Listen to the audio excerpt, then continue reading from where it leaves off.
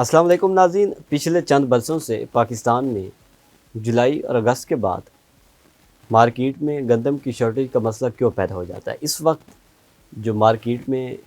आटे की या गंदम की कीमतें हैं वो आसमानों को छू रही हैं और इस वक्त तकरीबन 3600 रुपये से लेकर 4700 रुपये पर मन के हिसाब से जो तकरीबन 132.5 पर केजी कीमत बनती है और जो स्पोर्ट प्राइस है वो तकरीबन 3500 से 3650 रुपये के दरमियान है।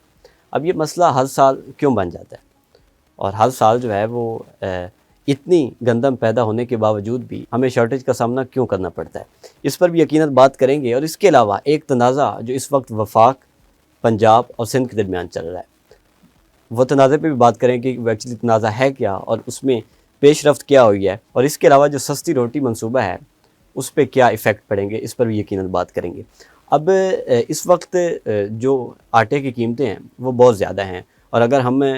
पंजाब और सिंध के अज़ला को निकाल दें, लाहौर, कराची और इस तरह बाकी अज़ला जो हैं उनमें अभी भी जो आटे की कीमत है वो निस्बतन कम है बाकी सूबों के, चाहे KP हो या बलूचिस्तान हो। वहाँ पर आटे की कीमतें जो हैं वो अपनी मर्ज़ी से वसूल की जा रही हैं और कीमतें जो हैं वो स्पोर्ट प्राइस से बहुत ज़्यादा हैं। अब मामला असल में ये शुरू हुआ कि जो वफाक है उसको कहा गया था पंजाब और सिंध की तरफ से कि हम गंदम इंपोर्ट करेंगे और गंदम इंपोर्ट जो है वो 10 लाख मेट्रिक टन जो है वो इंपोर्ट करने का फ़ैसला वफाकी हुकूमत की तरफ से किया गया। जब ये फ़ैसला हो गया और जब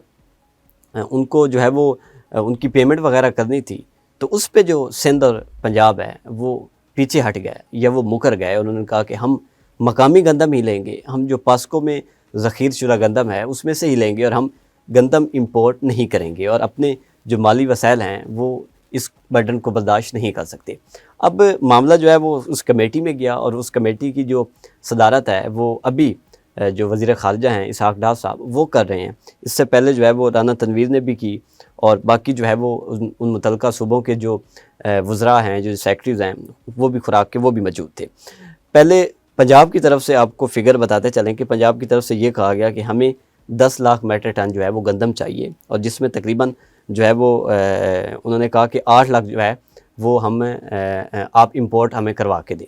अब जब ये मामला कमेटी में गया और जब चीज़ें फाइनलाइज होंगी और इंपोर्ट करने का वक्त आया तो उस वक्त पंजाब जो है वो मुकर गया और उसने कहा कि हम इंपोर्ट गंदम नहीं लेंगे, हम मकामी ही गंदम ही लेंगे और जो पास्को में ज़ख़ीर शुदा है, जो हमारे पास स्टॉक मौजूद है, उनमें से ही हम जो है वो ये गंदम लोगों को बेचेंगे या आटे की सूरत में जाएगी। फिर जो है कमेटी जो है वो पहला इजलास हुआ, दूसरा इजलास हुआ, डेडलॉक जो है वो बरकरार रहा और फिर ये फ़ैसला किया गया कि हम वो 8 लाख इंपोर्ट नहीं करेंगे बल्कि हम 2,66,000 जो टन गंदम है वो इंपोर्ट करेंगे। इसी तरह सिंध की अगर बात करें तो सिंध ने कहा था कि हमें 7,20,000 मेट्रिक टन गंदम चाहिए और तकरीबन 5 लाख जो है मेट्रिक टन वो इंपोर्ट शुदा गंदम होगी और अब जो है वो सिंध आ गया है 3 लाख टन के हम गंदम जो है वो इंपोर्ट में से भी ले लेंगे। अब ये ऐसे फ़ैसले हैं और ये दोनों सूबों की अगर बात करें पंजाब की और सिंध की तो उन्होंने TCP जो ट्रेडिंग कॉरपोरेशन ऑफ पाकिस्तान जो मुतल्लिका इदारा है जो इस चीज़ की इजाज़त देता है कि आप गंदम जो है वो इंपोर्ट करें या कितनी करें या कर सकते हैं या नहीं कर सकते, उसकी बाकायदा मंजूरी के बाद जो ये सूबे हैं पंजाब और सिंध, इन्होंने वफाक को जो है वो कहा था कि हम इतनी गंदम इंपोर्ट कर सकते हैं। और इसके बाद जब फ़ैसला का वक्त आया और गंदम इंपोर्ट करने का वक्त आया तो उन्होंने कहा कि हम मकामी गंदम ही लेंगे, हम पास्को में जो ज़ख़ीरा मौजूद है उसमें से लेंगे और हम इंपोर्ट नहीं करेंगे। अब ये मामला एक्चुअली शुरू किया हुआ और इसकी क्या रीज़न बनी पाकिस्तान में, ख़ास तौर पर अगर पंजाब और सिंध की बात करें तो ये दो ऐसे सूबे हैं जो गंदम की एक बड़ी मिकदार पैदा करते हैं और इतनी गंदम ये ज़रूर पैदा करते हैं कि जो मकामी तौर पर पाकिस्तान में जो है या आज़ाद कश्मीर में और GB में वो काफ़ी होती है और इंपोर्ट करने की ज़रूरत नहीं पड़ती। एक्चुअली जब से ये गवर्नमेंट आई और इससे पहले भी हमने देखा कि IMF की तरफ से कुछ ऐसी कड़ी शरारतें रखी गई कि आप जो है वो सरकारी तौर पर आप किसानों से गंदम नहीं ख़रीद सकते। अब मसला ये आया कि जब किसान जो है वो उससे सरकारी जो रेट है उस पर गंदम नहीं ख़रीदी गई तो उसमें जो प्राइवेट सेक्टर है वो आगे आया, उसने वो गंदम ख़रीदी। हमने देखा कि किसान जो है वो इस पर सरापा एहतजाज भी हुए कि हमें वो रेट नहीं मिल रहा गंदम का जो हमारी लागत होती है और लागत से भी हमें कम मिल रहा है और उसकी वजह यही थी कि सरकारी तौर पर गंदम को नहीं ख़रीदा जा रहा था या कम ख़रीदी जा रही थी और प्राइवेट सेक्टर जो है वो गंदम ज़्यादा ख़रीद रहा था। अब प्राइवेट सेक्टर गंदम जो है वो ज़्यादा ख़रीदता है और हमने देखा कि जब भी शॉर्टेज का मसला आता है वो गंदम ज़ख़ीरा अंदोज़ करते हैं, ज़ख़ीरा اندوز کرنے کے بعد جو ہے وہ جب ان مہینوں میں خاص طور پر جولائی اگست اور جب آگے جو ہے وہ موسم سرما کا جو ہے وہ سیزن آتا ہے تو اس میں شارٹیج آ جاتی ہے کمی میں، اور اس کی وجہ یہ ہوتی ہے کہ وہ اپنی من مانی جو قیمتیں ہیں وہ وصول کرنا چاہتے ہیں۔ ایک مڈل مین جو ہے پرائیویٹ سیکٹر جو ہے وہ گندم کو ذخیرہ کرتا ہے، اور جب شارٹیج ہوتی ہے تو پھر وہ قیمتیں بڑھاتے ہیں۔ جب قیمتیں بڑھتی ہیں تو اس میں گورنمنٹ پھر کچھ نہیں کر سکتی۔ اب بھی معاملہ یہی بنا کہ ممکنہ طور پر انہوں نے کہا کہ اگر گندم کی قلت پیدا ہو گئی اور اس وقت جو گندم یا آٹے کا جو ریٹ ہے وہ بہت زیادہ ہے، تو اس کو کم کرنے کے لیے ہمیں گندم امپورٹ کرنی پڑے گی۔ اب یہ ایک ایسا ایشو بن چکا ہے، اور ہم دیکھ رہے ہیں کہ ہر سال جو ہے ہماری گورنمنٹ جو ہے وہ پہلے کسانوں سے گندم نہیں خریدتی، حالانکہ اتنی وافر مقدار میں ہوتی ہے کہ وہ آپ کی ضروریات جو ہے وہ پوری کر سکتی ہیں۔ جب یہ سیزن آتا ہے تو پھر جو ہے وہ گندم امپورٹ کرنے کا فیصلہ کیا جاتا ہے، اور اپنے جو مالی ذخائر ہیں جو گورنمنٹ آف پاکستان کے یا متعلقہ صوبے جو بھی حصہ ڈالتے ہیں ان پہ بوجھ زیادہ پڑتا ہے۔ اب اس کی بہت سی وجوہات ہو سکتی ہیں۔ ایک تو کسان یہ ہے کہ جب کسان کو اس کی لاگت جو ہے اس کے حساب سے اس کی گندم نہیں خریدی جاتی تو پھر وہ اگلے سال یہ فیصلہ کرتا ہے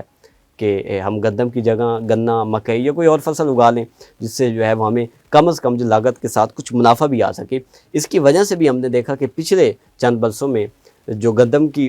جو ہے وہ بونا ہے وہ کم ہوا، اور جس کی وجہ سے جو ہے وہ گندم اس طرح سے پیدا بھی نہیں ہو رہی اور خریدی بھی نہیں جا رہی گورنمنٹ کی طرف سے، جس کی وجہ سے گندم امپورٹ بھی کرنی پڑتی ہے۔ دوسری یہ ہے کہ ہم نے دیکھا کہ ناقص پالیسیاں بھی ہوتی ہیں گورنمنٹ کی طرف سے، اور اس کی وجہ یہی ہوتی ہے کہ آئی ایم ایف کی یہ شرط ہے کہ آپ نے گندم سرکاری سطح پر نہیں خریدنی۔ اب سرکاری سطح پر نہیں خریدنی تو اس کا مطلب ہے کہ کسان سے جو